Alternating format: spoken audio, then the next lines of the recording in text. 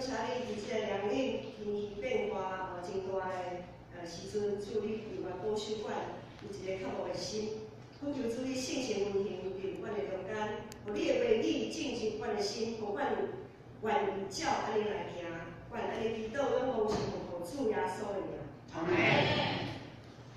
我不晓得大家还记不记得，在去年哦，今年现在还是2017年嘛，连5年时阵，5年2016年的1月份的时候，有一天的主日礼拜，我记得那一天，那时候我还在深坑，那时候早上一起来，哇，好像冰库哦，整个天气，我不晓得大家还有没有印象，那一天下雪，在台北市。不用到合欢山哦，免到阿里山哦，免到太关的山，就在台北市的近郊，甚至于有一些冰线哦，在市区就有这样子飘下来，大家还有印象吗？有印象哦。每刚起来是有够寒的寒，要准备感动吼，有时袂使穿甲伤高吼，就爱嘛是爱穿安尼吼，迄天有够寒的，规个脚趾疼啊，对，安尼，总是迄天吼，大家。就很兴奋。那一天我还记得那一天讲道结束的时候，许多的会，我想很多的人啊都跑像我们深坑旁边，因为深坑它是深坑，它是在平林地区整个算是群山围绕的地方，所以它很方便，就是开个车不用10分钟的车程就可以到那个小山，大概海拔200-300公尺而已吧，那个小山。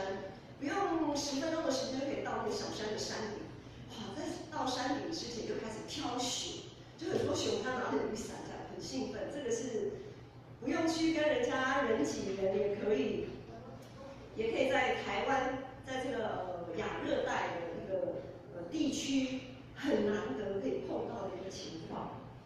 那在最近有一个新闻，他说，在台湾哦，今年就是2017年的年初1月1号到今天为止，都还没有寒流出现。我前几天听到这个新闻，我忽然觉得，没有寒流吗？后来想想，好像真的没有寒流，顶多就是强烈大陆冷气团这样子。刚刚真正有寒流出现呢。今年的天气真的非常的不一样，是相当特别的一年。通常有的时候，因为是台湾在这样子一个亚热带的气候，所以我们常常有一些下雪的预报，就会发现有很多人开车装雪链啊什么的，就是大家挤到合欢山去赏雪这样子，大家非常对这个下雪非常的引颈期盼。可是下雪这件事情哦，对于寒带国家来讲，可能是一个灾难。寒带国家可能不是很喜欢下雪。我唔知影大家有在寒带地区，比如讲即卖的美国啊、加拿大遐的所在，若较纬度较悬的所在哦，可能即卖落雪落到，你也无法度通出门。如果是家里有暖气暖炉，如果故障太严重，可能有的时候我们可能还会有失温的危险。所以落雪对于咱台湾来讲，可能是大家真欢喜、真意爱、真新鲜的一件代志。纵使你到底迄个寒带国家的时阵，可能下雪这件事情对他们来讲是一个灾难。我想不同地区它都有不同的一些特殊的气候。我们台湾常常就有台风嘛，那在国外，比如说我们听到一些飓风啊，之类的。每个地区都有属于自己独特的天灾，不一样的地区都有不一样的天灾。是安怎想着要互这的天灾来发生的？上帝不是创造大自然的上帝吗？上帝不是爱我们吗？为什么他要让这一些天灾来发生？他不是全能奇妙的设理者吗？他难道不知道他所创造的人，他伊所听惊是因为天灾这件事情？因为下雪，或是因为台风、因为飓风等等的这些天灾在受害吗？上帝刚刚我们怎样吗？遭到这一些生活上的困境，我们讲说困境跟痛苦的时候，我们怎么有办法可以开口赞美？他说：“咱若即马是拄着这种情形的时阵，咱要安怎开嘴来学乐？今仔日咱所读的诗篇147篇，诗人，这首诗篇的作者，这个诗人一起在学了什么？我们先来看这首诗篇的背景。这首诗篇在许多神学家的研究当中，被公认为是在贝鲁后期的一个作品。所谓贝鲁后期的作品，就是差不多是那一群贝鲁。我们知道，之前我们在读以斯拉记、尼希米记的时候，我们有提到，当以色列这个国家，他们因为常常悖逆、不听从、不顺服耶和华上帝借由先知所说的话的时候，最后他们的下场就是他们的国家被灭掉，然后他们被掳到巴比伦去，他们被掳走了。先被到北国被掳到亚述，南国又被掳到巴比伦，因为那时候巴比伦也把亚述给灭了。总之，国际上有一个很大的变化。总而言之，这一群被掳的人被掳走以后，在诗篇写作的这个时候，就是他们再一次的因为上帝的应许，他们又可以回到他们的故乡。怎么说呢？因为在今天的诗篇第2节、第3节有说。耶和华聚集以色列中被赶散的人，他医好伤心的人，包扎他们的伤处。耶和华组织以色列中受掠去异邦的人，医好伤心的人，包扎因的伤。对家，从这里我们可以发现，这首诗篇他在写作当初，诗人的赞美是赞美感谢上帝，阮受掠都倒转来。我们又重新落叶归根，又可以回到我们自己的故乡，可以重新建造圣殿，重新恢复敬拜，重新再起走咱的，再重新再建立我们的家园。所以诗人第13、13、14节，他们就有赞美。诗人的赞美是讲，因为伊坚固你城门的门窗，赐福给社内的人，伊互你的国泰民安。用上好的麦互你吃饱，他坚固了我们的门栓，赐福给你们中间的儿女。上帝使我们境内平安，用上好的麦子使你满足。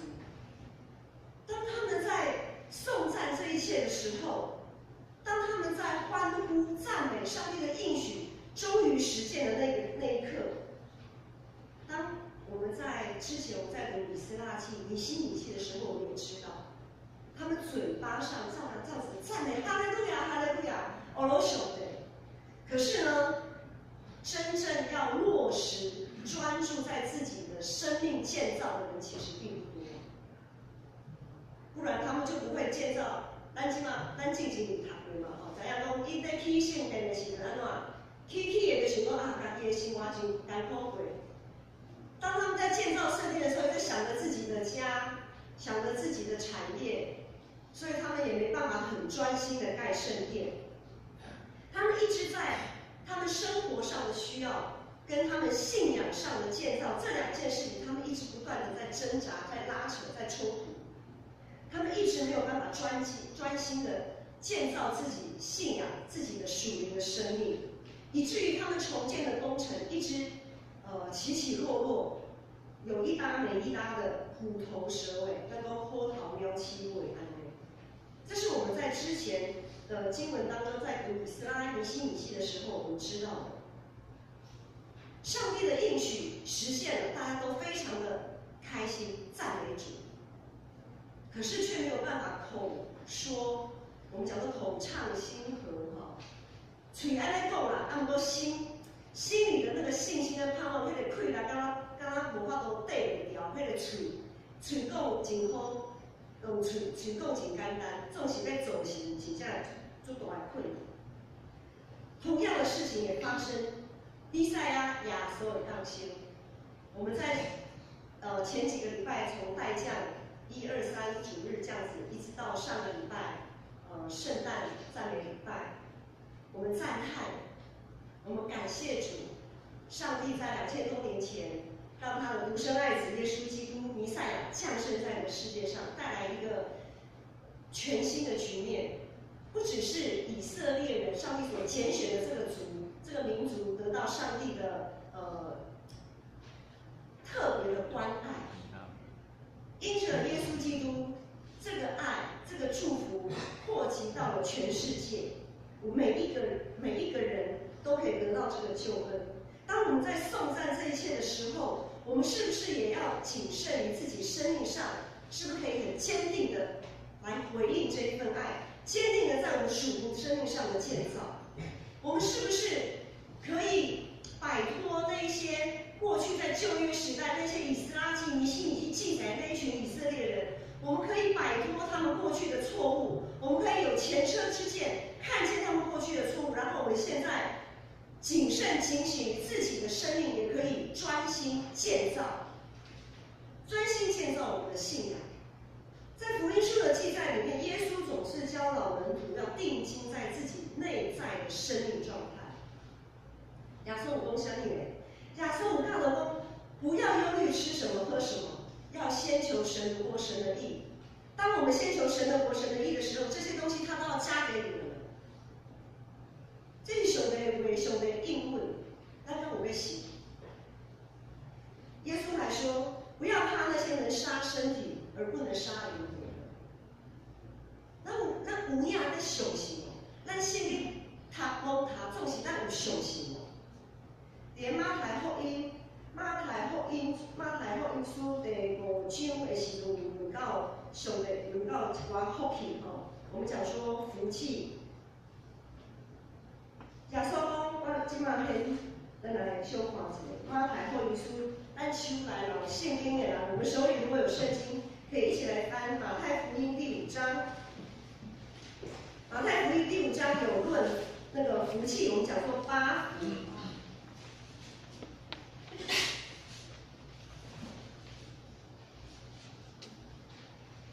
有啥物福气咧？咱看卖有啥物款的福气吼？来先讲，心灵松动的人有福气，因为天国是伊的；心灵贫穷的人有福了，因为天国是他的。忧伤痛悔的人有福气，然后讲温柔的人有福气，讲咬嘴打平无义的人有福气，哀痛的人有福了。温柔的人有福了，饥渴慕义的人有福了，怜悯人的人有福气，怜悯人的人有福了。等等，这样的福气，上帝要给咱，总是上帝讲什么款的人？上帝说，心灵内心贫穷，就是面对自己实在是一无所有，真的需要上帝的人有福了。哀痛的人、温柔的人、饥渴慕义的人、怜悯人的人、清心的人，这些都在指什么？这不是在讲我们外在物质上的缺乏，这一切东西都，这一切都在讲我们内心的状态。耶稣在教导这一切拢是在指咱心内的状况是安怎的人有福气。所以咱是要求什么呢？我们到底是要求什么？耶稣已经很明白的告诉我们要求什么，要先求神的国、神的义。上帝要赐福我们、兼顾我们，他使我们平安，使我们得以满足。这一切都是要用信心才能领受，而不是眼睛看到这些外在的东西。还记得约瑟跟玛利亚的故事吗？如果他们对上帝没有信心哦，那耶稣的降生真的对他们来讲是一个灾难的开始。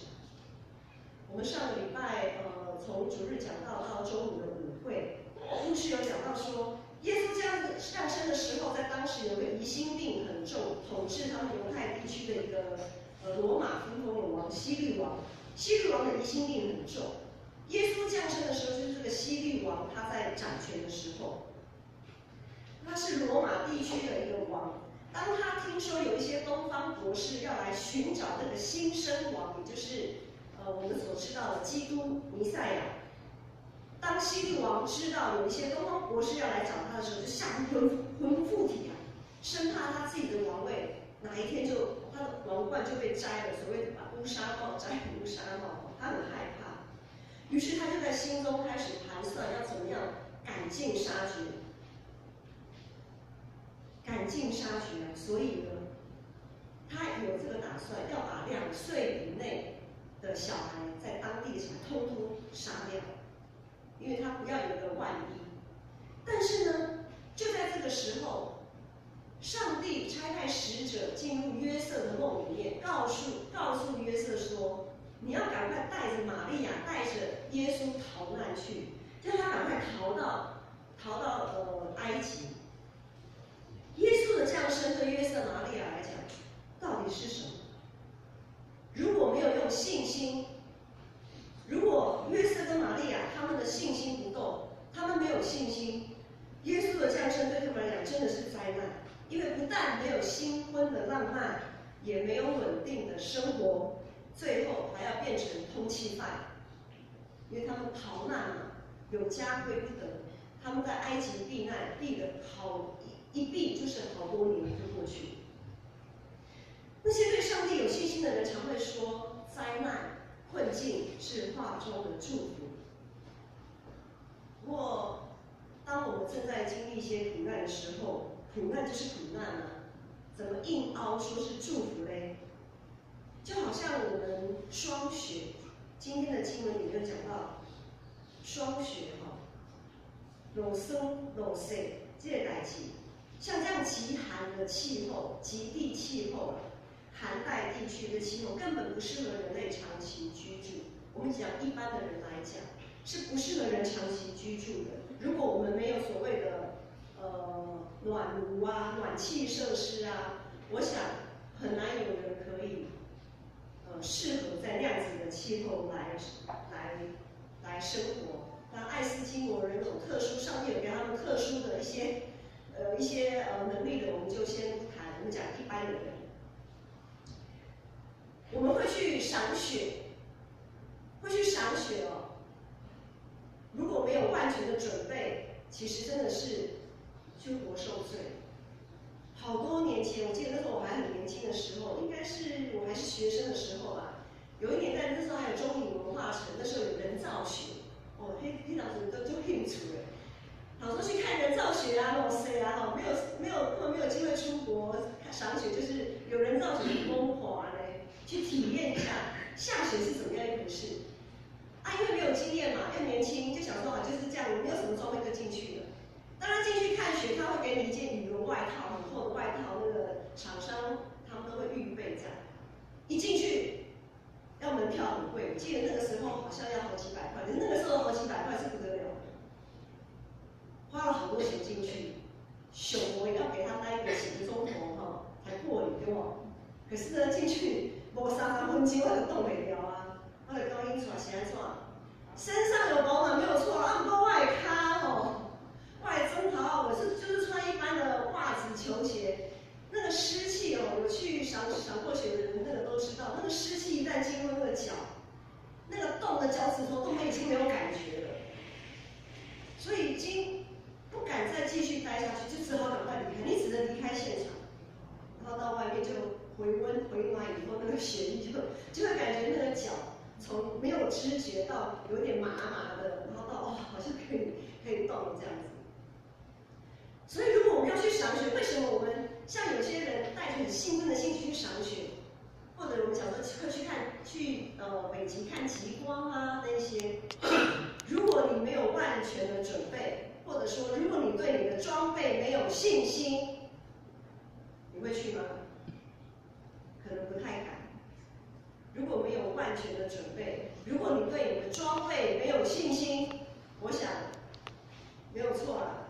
哇，好棒哦！下雪了，哇，好漂亮哦！极光，但是可能没有几分钟，你的苦难就开始了。那就是真的就是灾难了，就是活受罪的人。除非我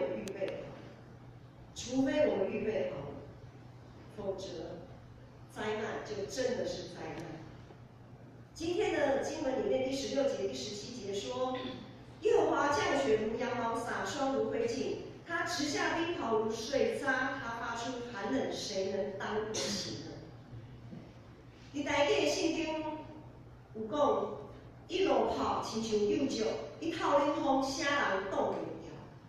耶和华若透冷风的时阵，啥人挡袂了？那种极寒的气候，谁能挡得住？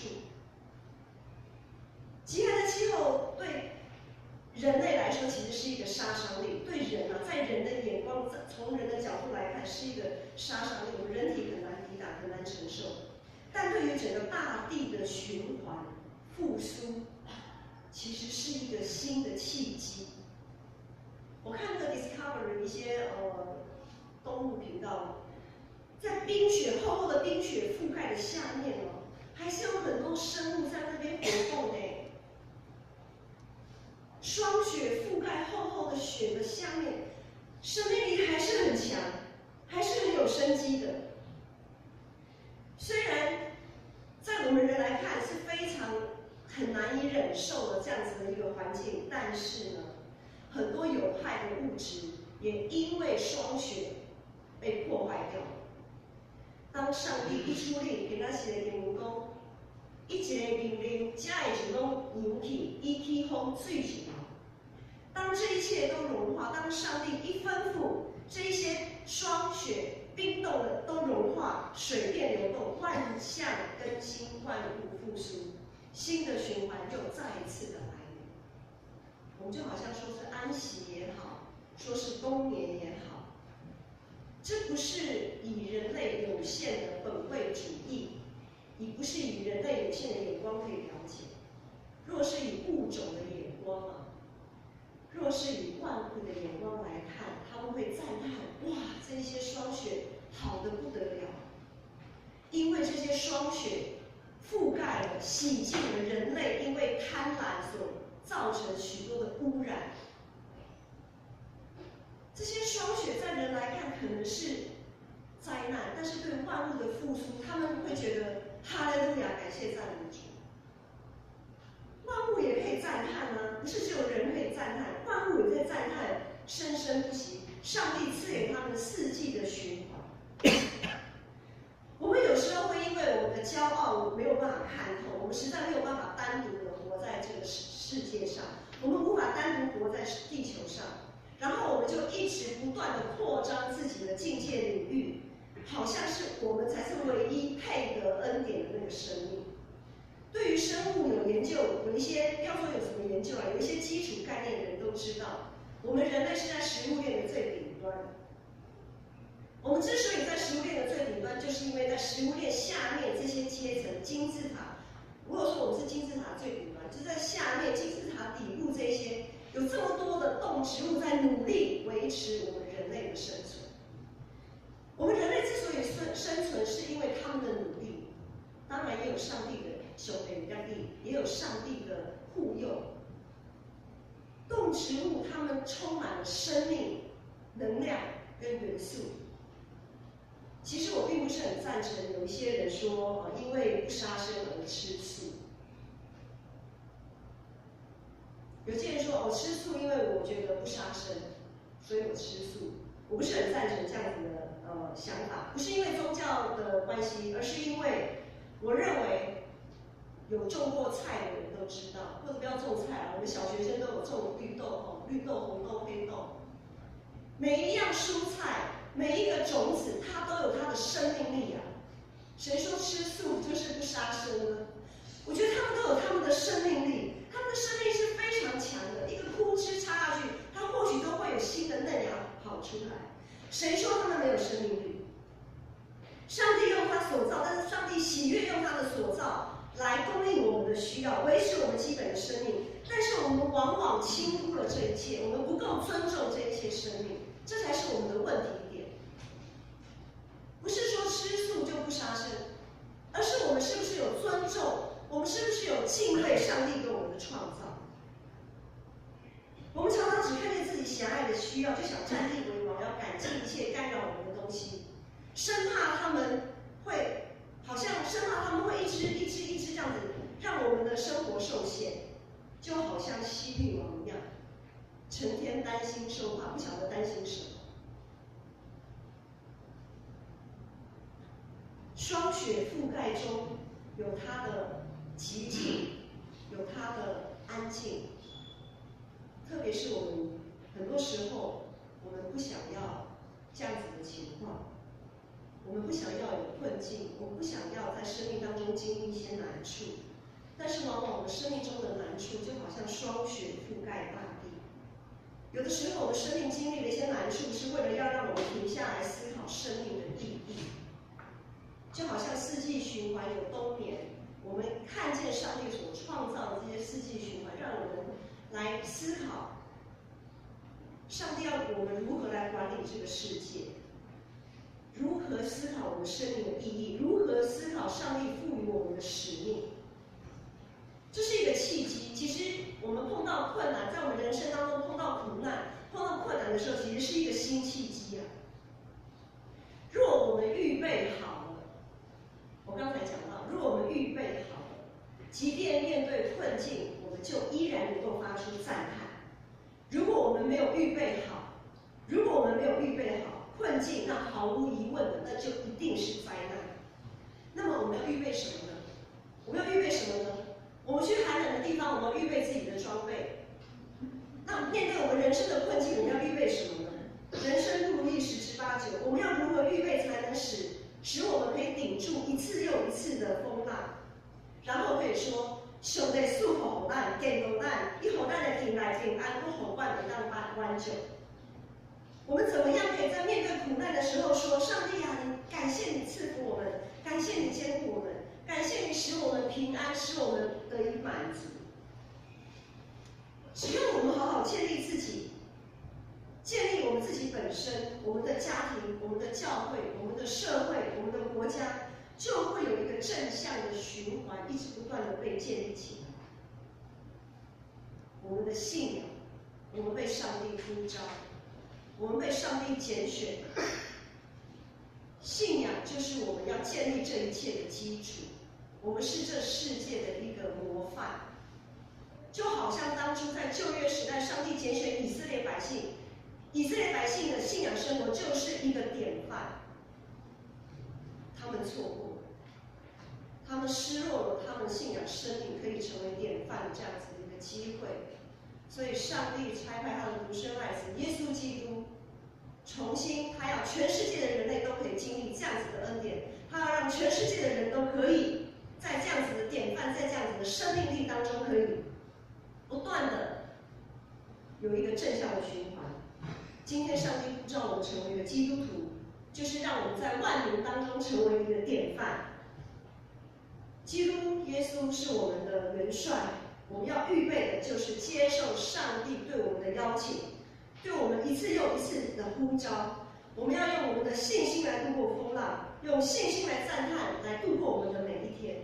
然后我们就可以像这首诗的诗人写这首诗的诗人说：耶和华上帝使我们境内平安，用上好的麦子使我们知足。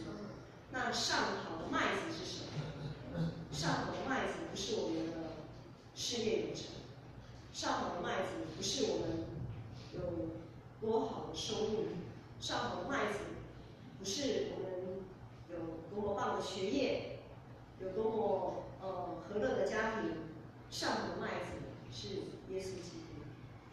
若有主与我们同在，当我们先求神的国、神的义的时候，我们所想要的，其实上帝都会加给我们。接着我要再说一下爸爸的见证。在上个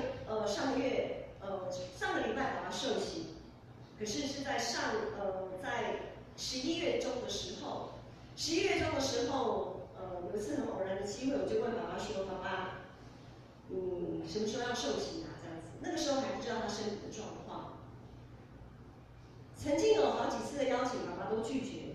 但是那一次，上帝在感动我，再一次询问爸爸的时候，其实我自己心里还没什么信心，我心里已经打定了被拒绝的准备了哈。可是呢，我说既然上帝有感动我这样子问，好吧，那我就再问一下。随口一问的结果，居然爸爸很干脆的就答应。我嘛惊一跳的吼，就讲兄弟是在里面，我信心无够，像你样无够安尼。爸爸很欣然的就答应，我们就很开心啊，全家人都很开心。可是没有2个礼拜的时间，就发现爸爸的身体还有恶性肿瘤，有胃癌，不只是有胃癌，还有肝癌。很多医生都认为说，看过爸爸状况的医生都说一定是遗传的。可是后来在住院接受进一步检查的时候，胃的癌是一种癌，肝的癌又是另外的癌。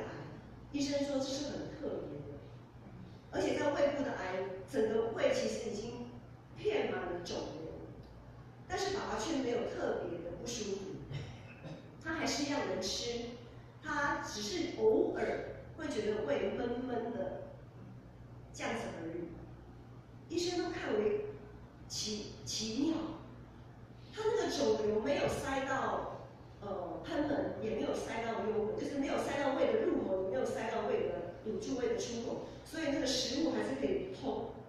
但是呢，肿瘤已经整个胃壁都是肿瘤了。那肝呢？肝的肿瘤也很大。当爸爸知道他身体的情况的时候，感谢主，他没有看起来啊，至少我看起来哈，还有他跟医生的回应，他没有很惊慌害怕，他就说我的生命都在上帝的手里，怎么样都没关系。他保护我们感谢神，上帝早就把这样子的平安、信心跟盼望放在爸爸的心中，成为当他面对这样子困境的时候的一个力量、一个方向。一无惊吓，我真感谢上帝，我很感谢上帝已经把这样子的一个恩典、这样子的信心，面对困境的信心放在爸爸的生命当中。因为当爸爸他说他愿意交出他的主权的时候，就代表他已经放手了。放手就没有什么好担心了，就没有什么好担心了。当我们愿意放手的那一刻，就代表我们相信，就代表他正在盼望着上帝的慈爱，就代表着他的信心也正在不断的在未来许多未知的黑暗当中不断的被塑造。不只是爸爸的事情，最近牧师的家里也实在碰到了很多的事情。我们跑医院好像在跑厨房、跑家杯，刚刚请求那牙照他呢。除了爸爸的事情，然后最近圣诞节嘛，我前后都很忙，大概都怎么样？大家都很忙，圣诞节都很忙。在圣诞节没有几天，就在那个礼拜最忙碌的那个礼拜，熊细汉子爱他得了诺罗病毒感染。上吐下泻，就一直吐，一直狂吐，吐了几天，然后好不容易稳定下来，拄则照顾只是在传过来时嘛，讲伊进两工嘛是身体嘛是安尼吼，肠胃不适哦，肠胃不适哦，没办法吃东西，整个人都变得非常的虚弱。那医生，然后小孩又上网查说，哦，这个诺罗病毒哦，感染力很强哦。他们说爸爸妈妈，你得爱较注意，圣诞节要到吼，你得爱较保重啊！圣诞节要到了，你们要自己保重啊！可是父母总是要照顾小孩啊，我们也只能尽量保重，也不能说好我们隔离，好小孩隔离，自己去照顾自己。我们要有很多事情要做哦，所以没办法，不可能嘛。好不容易子爱快已经稳定下来，没有再吐，也没有再拉。换传道，就在圣诞节上个礼拜天嘛，就在礼拜六，我想到你什么情形？一个刷一个安尼哦，安尼嘛，我啊对啊，无法度，伊就开始就袂爽快，就袂爽快。然后他也是跟赵明要躺了2天哦，都背不安起来。然后到了礼拜5、礼拜6，从礼拜4的晚上一直躺到礼拜6的下晡就有稍微好一点点。礼拜6下午公司要报佳音，所以他也算是抱病，还没有完全恢复元气，就去报佳音。报佳音回来，他就继续躺这样子。躺完之后，好不容易撑完，我们就撑完圣诞节期了。说兄弟啊，感谢你，不管怎么样兄弟，你家己给我，你也告回来，一直在祈祷，我也只能祷告。好，圣诞结束了之后，好，安尼拢。国泰民安吼，境内太平，应该无代志啊吧？结果呢，拜五开始，子爱又开始讲感冒，给扫，小孩子又咳嗽，又痰，晚上又睡不好，又脑痛，啥物鬼啊，有诶无诶一大堆。扫2工了后呢，这几天都都得了什么急性结膜炎啊，来自一件接着一件事，一波接着一波，我能怎么办？人讲无师傅好家你无倒落去，我讲我唔是好家我倒落去，真正是上帝保守我嘛无法度啊。在这个过程当中，等我在看我的囡仔在受苦，等我看我的翁婿在受苦的时候，我什么都不能做。我唯一能做的就只有祷告而已。其实我们人真的是极其的软弱，极其的有限。很多时候，当我们碰到困境，一波接着一波不断的来，好像没完没了的感觉的时候，我们能做的真的只有祷告，真的只有从在上帝的话语里面得到坚固。我们只能做的就是好好保守我们的心。今天的经文里面第10节、第11节，虽然不是我们今天读的经文，但是也是这首诗篇里面的第十一节。讲，上帝以爱的不是马的气力大，伊欢喜的不是人的脚外走。上主以爱的是敬畏伊、拥护伊慈爱的人。上帝耶和华上帝不喜悦人的力大，不喜悦马的腿快，他喜悦敬畏他和盼望他慈爱的人。感谢主。上帝已经把这样子的信心跟盼望放在我们每一个人的心中。当我们正在经历许多苦难，当我们的现在的生活好像被霜雪覆盖的，好像暗无天日，好像整个被冷冻住的那个无助的时候，我们一直都有一个盼望在。回顾这一年，有哪些事情让你失去了盼望？或者是说，好像盼望这个词已经离开你很久了。弟兄姐妹，不晓得盼望在你的心里，在你的人生的字典里，或者是在这短短的这一年里面，盼望这个字，盼望这个意义，你心里是不是失去了盼望？是不是因为许多的困境，好像一波接着一波，没完没了的一直来，好像我怎么祷告，上帝也没有改变啊？这样子的困境是不是一直让你失去了盼望？在路加福音里面有讲说，你们中间做父亲的，谁有儿子求饼，反而给他石头；求鱼，反拿蛇当鱼给他；求鸡蛋，反拿蝎子给他呢？上帝从来不会给错东西，但重点是我们的盼望，我们所盼望的是要正确的盼望，看得见的盼望不是盼望。我们的盼望是不是从上帝来的能力，从上帝来的扶持？我们的盼望是不是以马内利的主与我们同在？这个盼望，若我们求的都是世界的东西，上帝就算把属天的奖赏给我们，我们恐怕也会视为粪土，我们恐怕也会视而不见。我们的盼望到底是什么呢？我们所求的是什么呢？我们所求的到底是饼、是鱼、是鸡蛋？我们所求的，还是说我们所求的是石头？或者其实我们所求的是蛇、是蝎子，只是我们不知道呢？在这一年即将结束的时刻，我们要向上帝发出怎么样的赞叹？我们要用怎么样的生命来向上帝发出赞叹？我们是否是要赞叹自己这一年来能得到上帝的眷顾？哇，吃好、穿好、用好，还是我们应该要赞叹自己，感谢上帝的保守扶持，赞叹我们的信仰生命，即使是在暴风雨中，仍然能坚定的相信，而不失去那个盼望。教会的发展需要大家同心协力的祷告。牧者的家庭真的也很需要大家的带导。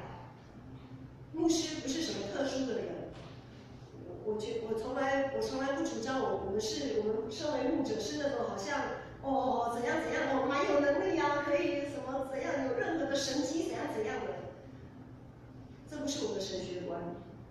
牧师也是人。为什么牧师服是全身黑黑的？就是因为牧师也是罪人，牧师也是人，牧师也是上帝所创造的里面有限的人，跟你们一样。我们今天能站在这里传讲，这边唯一的白色就是上帝圣洁的话。那是因为上帝的怜悯，上帝的拣选，那是因为上帝的恩典，不是因为我们牧师有瓦高都瓦高，不是我们牧师有多么的厉害，多么的好像怎么圣灵特别的加持什么的，不是的。我们每一个基督徒万民皆祭司，我们每一个人都领受上帝的使命呼召。成为牧师只是上帝特别的呼召里面的其中的一项。每一位弟兄姐妹，就像今天松年团契的献诗、牧师娘的司琴、林牧师的指挥等等，每一个人不管在礼拜，不管在教育，不管在关怀，不管在宣道，不管在这个建筑物大大小小总务部这个软硬体设备的维护上，每一个人都有不同的恩赐，上帝的呼召都放在你们每一个人的心中。我们只是职分的不同而已，我们的身份没有什么不一样。我们是不是能够尽忠职守在自己的岗位上？牧者的家庭需要大家的祷告。众弟兄姐妹，你们每一个都是上帝君尊的祭司，你们每一个人，包括你们的家庭，也需要彼此的扶持，彼此的带导与扶持，因为你们每一个都很重要。一个完整的机器，只要有一个螺丝松脱，都会有危险，都会有危机，每一个都很重要。我们不能依靠自己的势力与才能，乃是要依靠耶和华的灵方能成事。明年起每周3有查经祷告会，然后我们有新眼光读经的灵修。如果我们可以拥有向上帝发出赞叹的生命，就必须从最基本的读经祷告做起。若要能让自己能拥有面对困境的信心与盼望，也必须从读经祷告做起。第19节，今天的经文里面，19节说，他将他的道指示雅各，将他的律例典章指示以色列。上帝用伊的话指示雅各，将伊的律例甲判断指示以色列。我们当盼望上帝的慈爱，在世上有苦难，但在耶稣里有平安。耶和华喜悦敬畏他和盼望他慈爱的人。愿主使你们的境内都有平安，并且用上好的麦子使你们时时满足。我们一起来祷告。天父上帝，我们感谢你，感谢你拣选我们，呼召我们成为你的门徒，成为你君尊的祭司。求主你帮助我们看重我们每一个人被你拣选这样子恩典的生命，让我们可以用我们的一生回应主你的救赎，回应你的呼召，让我们可以在我们的信仰生命上面专心的建造，在读经祷告上面，主，我们要专心的仰望主你的恩典。主，我们感谢你的赏赐，感谢你的话语成为我们的亮光，成为我们的盼望。感谢你的恩典，感谢你的怜悯，让我们过去这1年来，我们可以不断的，即使跌倒了，主你也扶持我们继续向前。主，谢谢你，因为有你保护我们，你是保护家庭观的新兵，你是保护者，你在我们身边时时守护，让我们可以一心跟随你。感谢祷告，奉靠主耶稣